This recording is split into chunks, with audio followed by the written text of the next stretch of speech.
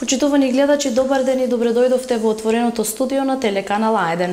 Ве информираме за теми од секојдневниот живот и тоа од различни области. Во денешново издание наш гостин е господинот Цветан Трипуновски, директор на Државниот инспекторат за земјоделство. Со него, како што веќе претпоставувате, ќе разговараме на тема земјоделство. Господине Трипуновски, добар ден и добре дојдовте во отвореното студио. Добар ден, добро ден.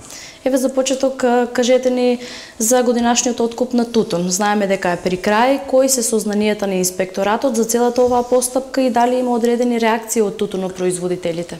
Токму така, во овој период од годината тече откупот на тутунот од реколта 2016 година и ние како институција сме најповикани, односно наша обврска согласно закон за тутун е да го следиме целиот процес на откуп на тутун. Практично од почетокот на откуп ние правиме контрола кај сите откупни компании, се со цел да утврдиме дали ги имаат исполнето законските услови за да може да почнат со откуп на тутун. До сега откупот на тутунот се одвива без проблеми, иако сакам да потенцирам дека заради временските услови кои што зафати Република Македонија со ниските температури, предвидената динамика беше намалена, односно откупот беше сведен на минимум, бидејќи знаете во такви услови со тие температури кои што беа во нашата држава, практично невозможно да се врши манипулација, односно спремање на тутунот за предавање во компаниите. Меѓутоа таа состојба надмината, сегашните услови дозволуваат да практично се предава тутунот во откупните компании и до сега немаме проблеми со во текот на откупот. Заклучно до вчера се откупени повеќе од 20 милиони и 500 илјади килограми тутун со просечна цена од 195,50 денари по килограм. Меѓутоа ние и понатака ќе го следиме целиот процес на откупување тутунот до последниот килограм додека не се откупи. Кога веќе спомнавте за просечната цена за тутунот, како е во споредба, да речеме, еве со претходните години? Дали има подобрување на цената, дали тутунопроизводителите се повеќе задоволни оваа година за разлика од претходните? Знаете, на почетокот на откупот на тутун се носат тутун кој што е со понизок квалитет, меѓутоа сега при крајот се носат и подобрите берби. Да речеме, пред 2 недели просечната цена беше 192 денари, денес гледаме дека е 195,50, тоа значи дека можеби до крајот на откупот ќе имаме и многу поголема достигната цена. Она што сакам да го потенцирам, бидејќи сме постојано на терен, лично и јас како директор во комуникација со тутунарите, со Сдруженијето на тутунарите, дека од минатата година имаме исклучително квалитетен тутун, кој што се произведе во Република Македонија и тоа нормално имаше свој бенефит, односно свој инпут во креирањето на, односно на постигнувањето на оваа цена која што имаме во моментов. Во текот на откупот имаше проблем со едно од откупните предпријатија. Како се реши овој проблем и дали се најде соодветно решение? Како што спомнав пред малку, значи ние и пред да почне практично откупот на тутун правиме контрола во сите откупни компании кои што се во регистарот на Министерството. Главен акцент ставаме на тоа дали имаат обезбедено финансиска конструкција, односно обезбедено финансиски средства за сета планирана количина која што имаат во својата динамика и околу делот на отварањето на откупните пунктови. Во таа контрола една компанија не успеа во законскиот рок од 15 декември да ги обезбеди финансиските средства, а тоа од друга страна значеше дека практично не може да откупува тутун, односно не може да ги отвори своите пунктови. Ние како инспекторат по таа констатација записнички го известивме Министерството дека имаме отстапка, односно неисполнување на условите, каде што Министерството во своите рамки предвиде бришење од регистарот и таа количина тутун кој што беше договорена со тутунарите во компанијата се пренасочуваше во другите компании кои што се во регистарот, останатите 9 компании. Министерството организираше еден состанок заедно со нас како инспекторат и представници од останатите 9 компании, каде што се дискутираше на оваа тема околу презувањето на тие количини. Знаете дека Министерството, владата и ние како инспекторат ни е примарна цел да го заштитиме трудот на македонскиот земјоделец, во конкретниот случај на македонскиот тутунар, така да се најде на разбирање во другите компании и сета количина да може да се предаде во останатите компании. Не фаворизиравме ниту една компанија, него го стававме тоа да биде на сопствен избор на самиот тутунар во која компанија ќе го предаде тутунот, нормално при една реална, квалитативна и квантитативна проценка на истиот. Така. Конкурентноста помеѓу откупните претпријатија ја зголемија цената. Во договорите имаше зголемување од 10% или нешто помалку во зависност од видот и од класата. Мислите ли дека тоа ќе го зголеми интересот кај производителите? Видете, во секоја гранка, па и во темава за која што разговараме, конкуренцијата си го прави своето.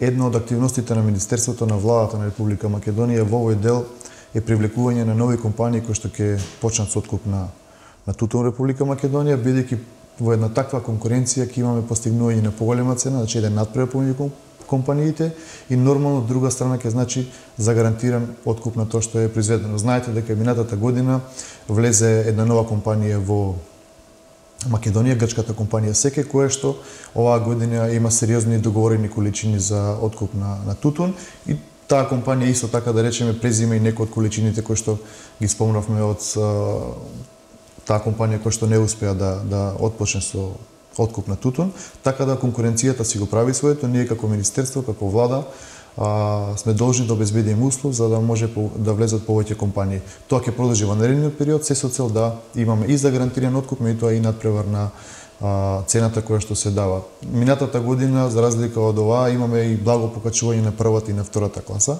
Тоа е секако резултат на ова што го говорев до сега. Согласно законските измени за исплата на винското грозје, првата рата од откупеното грозје требаше да се исплати до крајот на минатата година. Дали ова го испочитуваа винариите? Токму така, минатата година пред да почне откупот на винското грозје од реколта 2016, Министерството заедно со нас како инспекторат кој што сме постојано на терен, воочивме дека треба да отвориме дебата со винарските визби и со Сдруженијето на лозарите во Република Македонија. И на тие разговори се дојде до заклучок дека исплатата треба да биде на 3 рати за предаденото грозје. Како што знаете, првата рата предвидува 15 декември, втората 20% исплата. Втората рата треба да биде исплата од 40% до средината на вториот месец од годината и последната рата, последните 40% да биде на крајот од месец април. Првата рата, како што знаете, веќе беше доспејана. Ние како инспекторат со посебен работен налог беа задолжени сите инспектори да се направи контрола во сите винарски визби кои што откупува винско грозје. И можам да кажам дека од тие контроли само 2 компании има задоснато плаќање на првата обврска према лозарите и према истите беа преземани сите законски действија, тоест предвидува и одредена глоба, се со цел пак ќе кажам, ние мора да се грижиме за тоа да трудот на земјоделецот биде и исплатен и правилно вреднуван. Сега наредниот период доаѓа исплатата на втората рата, односно дополнителните 40% и исто така ние како институција со посебен работен налог ќе продолжиме да го контролираме и овој дел. Се со цел до исплаќање до последниот килограм откупено грозје. Државниот инспекторат за земјоделство будно ја следи состојбата и во делот на земјишната политика. Што покажаа контролите на вашите инспектори? Да, посебен акцент ние како инспекторат ставаме во делот на земјишната политика. Знаете дека една од програмските определби на владата и на министерството е да практично се распредели целото земјоделско земјиште на правите земјоделци. Од друга страна, тоа повлекува и наша обврска да тој процес го следиме во делот на контролата за правилна употреба и експлоатација на истото. Ние како инспекторат работиме согласно годишна програма како институција. Таа годишна програма ја преточуваме во квартали, односно во месечни планови.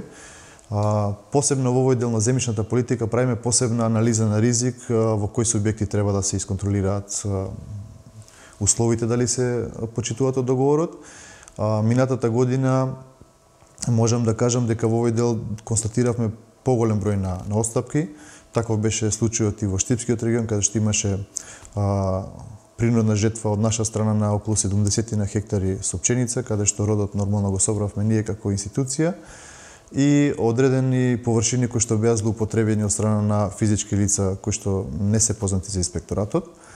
Јас постојано потенцирав и апелирав до сите земјоделци да ги пријавуваат сите овие неправилности, бидејќи ние како институција мораме да бидеме во блиска корелација и во соработка со земјоделците и можам да кажам дека на мое позитивно изненадување најдена на фидбек од самите земјоделци, веќе тие постепено и за земјишната политика, меѓутоа и за другите неправилности кои што ќе ги воочат, се охрабруваат и се јавуваат во инспекторатот, дали во писмена форма со поплаки и пријави за одредена неправилност или со јавување на телефонската линија. Сакам да кажам дека делот на контролата во земјишната политика ќе продолжи и понатака. Ние во планот за 2017 имаме изголемен број на контроли во овој дел, се со цел да ги отклониме сите оние неправилности, за да може Министерството во една транспарентна постапка да го реобјави истото земјиште и да го додели на правите земјоделци. Минатата година ние како институција покренавме 4 кривични пријави во овој дел и имаме доставено до Министерството преку 20 на договори кои што нашле на злоупотреба од корисниците и нормално тие површини ќе бидат реобјавени.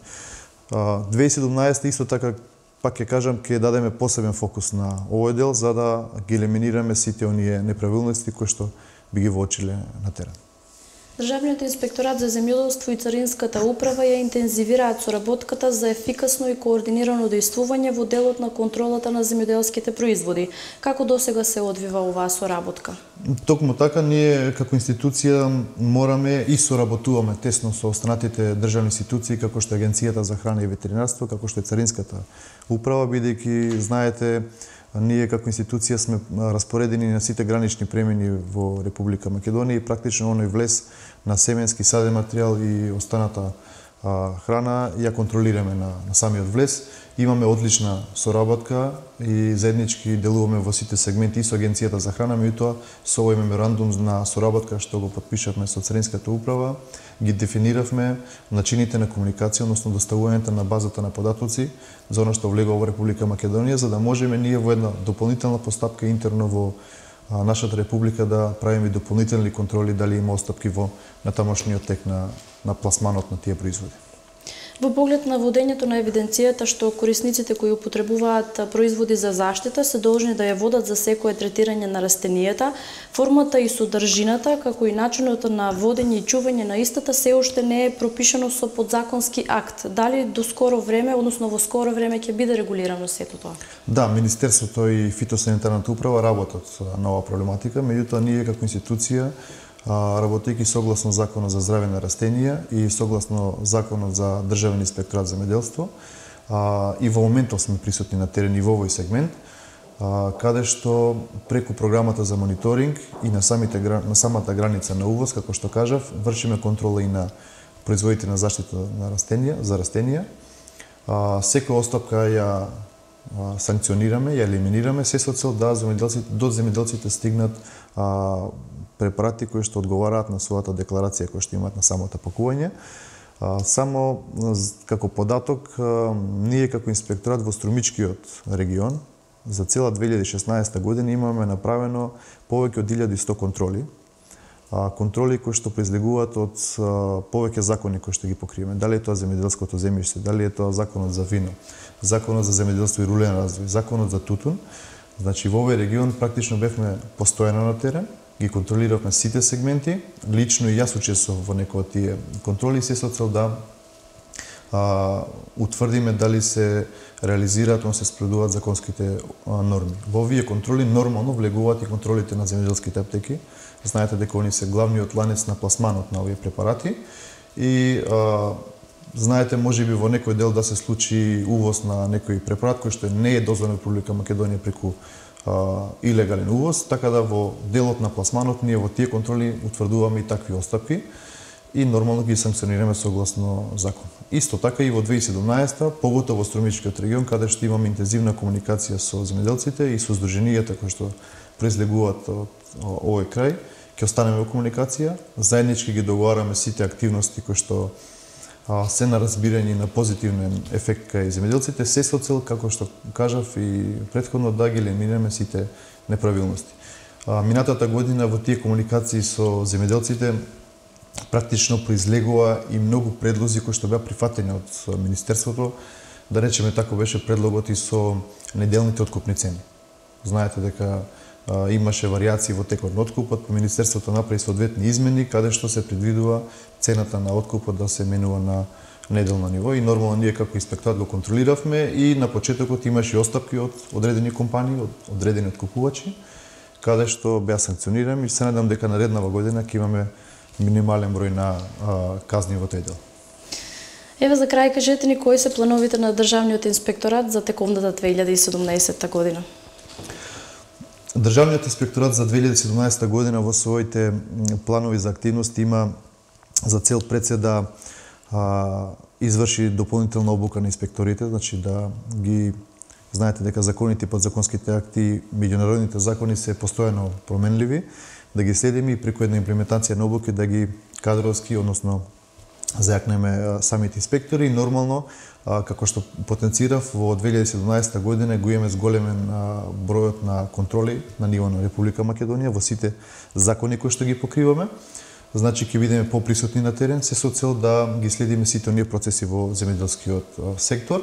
Нормално учествуваме и во неколку проекти кои што ги водеше Министерството, твининг проекти, како што беше и воведување на пасошкиот систем во Република Македонија за растенијата, за почеток на 3 видови на култури. И нормално дека во една комуникација постојано и со земјоделците и со здруженијата ќе бидеме респонзивни да одговориме на сите нивни тековни работи кои што ќе се појават во текот на годината. Во тој сегмент сакам да потенцирам дека ние имаме редовни состаноци со здруженијата, се со цел да ги слушнеме нивните кажувања, бидејќи они се практично секојдневно помеѓу земјоделците. Исто така во текот на 2017 година заедно со Министерството, а на наш предлог е направиме дополнителна измена на неколку закони кои што во текот на нашето работење сме воочиле дека треба да бидат изменети, се со цел да имаат позитивен ефект и кај компаниите кои што работат во земјоделскиот сектор, меѓутоа и кај земјоделците. Господине Трипуновски, јас ви благодарам за одвоеното време и што бевте наш гостин денеска. Се надеваме еве и по иднина дека ќе имаме често да ни бидете гостин. Ви благодарам и на вам. Почитувани гледачи, и вам ви благодарам за вниманието со кое секогаш не следите. Останете со програмата на телеканал А1, се гледаме повторно во наредното издание. Пријатно!